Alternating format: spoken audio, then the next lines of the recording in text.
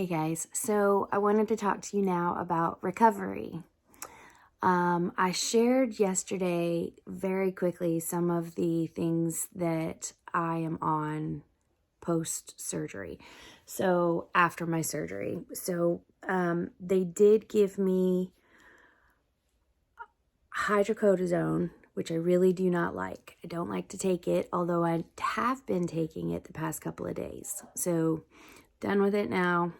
Thinking I'm going to get rid of it tonight because that type of pain that it was helping with is the gremlin in my house. The type of pain that the hydrocodone was helping with was more of, or the sharp pain, like the sharp, overwhelming pain that kind of was like cutting the skin pain. Other than that, you take that every 4 to 6 hours as needed. Side effects. That dries you out, so you get, if you're dehydrated at all, you really need to watch your water intake. It also makes you very dizzy. It can make you very, like, twitchy and itchy. Like, I find myself just kind of, like, scratching all over because it's like the skin is firing off in different ways, and it's like it makes you all twitchy and itchy. It makes you very constipated, blocks all of those bowels. And it's necessary for the very beginning, I think, if you have a lot of pain. And I mean, I have a high pain tolerance, and I was using it. So, yeah. Along with that, my doctor did tell me that I could be taking ibuprofen. Ibuprofen is kind of what I've lived off of for the last couple of years because we only recently got a fibromyalgia diagnosis about 8 months ago. So I just have lived with pain. My pain level, it's funny because they say, what's your pain level between 1 and 10? 10 being the worst pain you'll ever experience in your life and 1 being very little pain. And I'm like, oh, I live at a 4. And they're like, what? You hurt that bad all the time? I'm like, oh yeah. And it's not just in my gallbladder. It's everywhere. Everywhere. So that's not fun. So I try to only take 2 of these a day. But when I really need it, I do take the recommended dose, which is 3. My doctor recommended for me 3 ibuprofen, 200 milligrams. I can take 3 of those every 4 to 6 hours.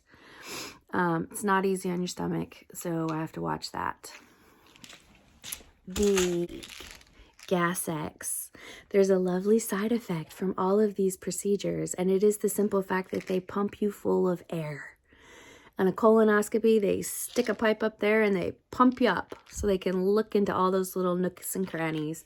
They do the same thing when they go down your throat for a endoscope. They pump you full of air and blow everything up so that they can see better. I mean, it makes total sense, but once the air goes in, it's got to come out. After a colonoscopy, it's funny because, you have to fart like a bunch before they let you go home. They want to make sure that air is coming out because it can be very painful if you cannot expel the air in your gut. So the funniest part of that is that when you're in the surgery room at this particular hospital, it's a very small hospital. And there's only curtains dividing like 2 or 3 patients. And you can always tell who the colonoscopy patients are because you just hear them farting away for like a half hour before they're allowed to go home. Okay, anyway, so for laparoscopic surgery, it's the same thing. They're putting the scope and the instruments into your belly, which I cannot remember the name of that. Pericardium is heart, but there's a space in between your skin and your organs. So they blow up that space so that they can see really well. And if you've been sick for a very long time, and these gallbladder attacks can come and go. Like, it doesn't have to be all or nothing. Like, if you don't have stones and you still have pain, you have to keep asking for the other test. Because an ultrasound doesn't show whether or not your gallbladder is working. And that's the last test everybody does. And that's the one that's the biggest problem. Anyway, So Gas X is a must after any procedure that puts gas into your system. I do at least 2 of these a day. Stool Softener, very important. Although it hasn't done much for me this time because I'm still extremely constipated. But this is a stool softener laxative. Gentle, dependable, stimulant-free. Well, I'll tell you what, it hasn't been real dependable for me. I've done 2 of these a day in the morning and at night. Is that right? No. 1 with every meal. And I'm trying to just get things to move in my gut so that I can eat again. Because I don't want to put more food in if there's nothing coming out the other end. Because then I'm just packing things into my intestines and colon, and that's not healthy. Last but not least, the allergy pill. Benadryl, along with Prilosec, which I have put away. And the Benadryl actually helps when you are taking the painkillers because it helps with the itchy twitchiness. It's a histamine blocker. So, yeah, that's it. Post-surgery, what else happened? Let's see. I'm bored. I don't want to do too much because I am somebody who sits here and goes, oh, well, let's move the bed over here and a couch over there. No reason for it. Just want to do it. But I'm having to force myself to not do things like that. I haven't really eaten. A couple of things you're going to want when you get out of surgery, besides these medications, is get yourself some soup. Not heavy, creamy soups. Get like some chicken noodle and some miso soup and maybe like some really good ramen bowls that are not cheap ramen, but like healthier, good ingredients in it, whole ingredients. But broth-based is best for at least the first week. You will gain 5 to 15 pounds in this surgery, and then it will gradually go away.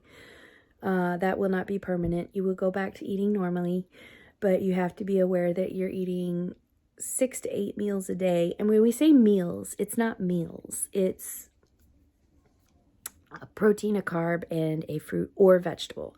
But even when you do that, it doesn't have to be all of that. Like you can do a salad and you can do like a bowl of fruit or a banana, or, you know, you're not eating full meals 8 times a day. You're eating very small, size of the palm of your hand amount of food often, because now you don't have a container for your bile once your gallbladder is gone.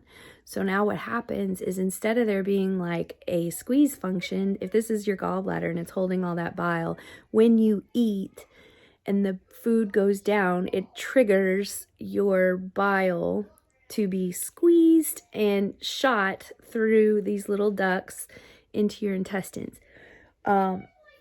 Now, you don't have the bile in that little squeeze tube. So this part's cut off. It's gone. Bonk. And you just have the duct that's going from your liver to your small intestines.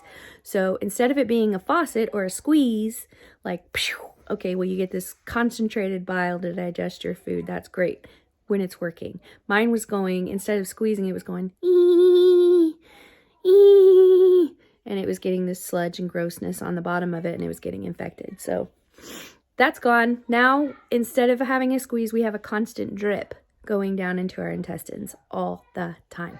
So if you don't want to ruin your intestines and you don't want to have all of these problems, or you want to actually be able to digest your food, I suggest you eat small amounts more often to use up the amount of bile you're producing.